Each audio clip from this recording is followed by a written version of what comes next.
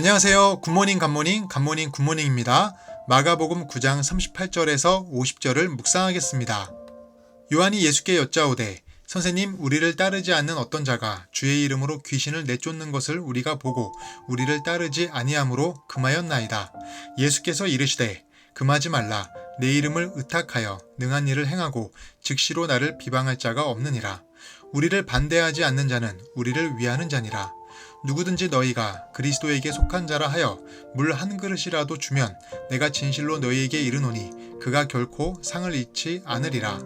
또 누구든지 나를 믿는 이 작은 자들 중 하나라도 실족하게 하면 차라리 연자맷돌이 그 목에 매어 바다에 던져지는 것이 나으리라. 만일 내 손이 너를 범죄하게 하거든 찍어버리라. 장애인으로 영생에 들어가는 것이 두 손을 가지고 지옥 곧 꺼지지 않는 불에 들어가는 것보다 나으니라. 만일 내 발이 너를 범죄하게 하거든 찍어버리라. 다리 저는 자로 영생에 들어가는 것이 두 발을 가지고 지옥에 던져지는 것보다 나으니라. 만일 내 눈이 너를 범죄하게 하거든 빼버리라. 한 눈으로 하나님의 나라에 들어가는 것이 두 눈을 가지고 지옥에 던져지는 것보다 나으니라. 거기에서는 구더기도 죽지 않고 불도 꺼지지 아니하느니라. 사람마다 불로써 소금치듯 함을 받으리라. 소금은 좋은 것이로되 만일 소금이 그 맛을 잃으면 무엇으로 이를 짜게 하리요. 너희 속에 소금을 두고 서로 화목하라 하시니라. 아멘. 오늘 본문에 연자맷돌을 목에 매어 바다에 던져지는 이야기가 나옵니다. 갑자기 연자맷돌이 나오는 것이 뜬금없을 수도 있고 한국의 문화에서 저것이 무엇인가라고 이해가 안 될 수도 있습니다.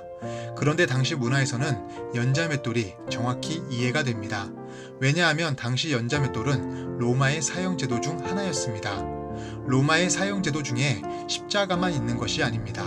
큰 범죄를 지은 사람은 연자맷돌을 목에 매어 바다에 던져 죽게 만들었습니다. 그렇다면 예수님이 본문에서 말씀하신 연자맷돌을 목에 메고 바다에 던져지는 사람은 누구일까요? 남을 실족하게 만든 사람인가요? 아니면 실족한 사람인가요? 이것을 이해하려면 먼저 실족이 무슨 뜻인지를 알아야 합니다. 실족을 대개 무슨 마음의 상함으로 이해하는 경우가 많은데 실족은 다름이 아닌 죄를 짓는 것입니다. 그래서 본문 42절 이후 죄에 대한 내용이 계속 나오는 것입니다. 예수님의 말씀은 죄를 짓게 하는 것도 잘못이고 죄를 지은 것도 잘못이라는 것입니다. 그래서 본문에 연자맷돌을 메어 바다에 던져지는 사람은 두 명을 의미합니다. 실족하게 한 사람과 실족한 사람 모두를 의미하는 것입니다. 그만큼 죄가 무섭습니다. 성경은 죽음을 각오하고 죄와 싸워야 한다고 합니다. 그러나 우리는 죄와 싸우는 것을 포기하거나 타협합니다. 주로 죄와 동거합니다. 우리는 여름철 피를 빠는 모기를 죽이려고 갖은 노력을 다하지 않습니까? 또한 눈에 보이지 않는 코로나 바이러스가 내 몸에 전염되지 않기 위해 얼마나 수많은 노력을 그동안 해왔습니까? 그러나 우리는 무서운 죄를 모기나 코로나보다 심각하게 여기지 않습니다. 죄와 동거하지 마십시오. 죄와 싸우십시오. 내 삶의 반복적인 죄를 줄여 나가십시오.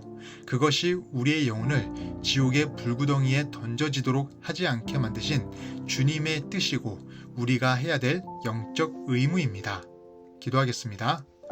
하나님, 죽어서 영원히 꺼지지 않는 지옥불에 떨어질 수밖에 없는 우리를 불쌍히 여겨주셔서 주님의 은혜로 살아가게 하시니 감사드립니다.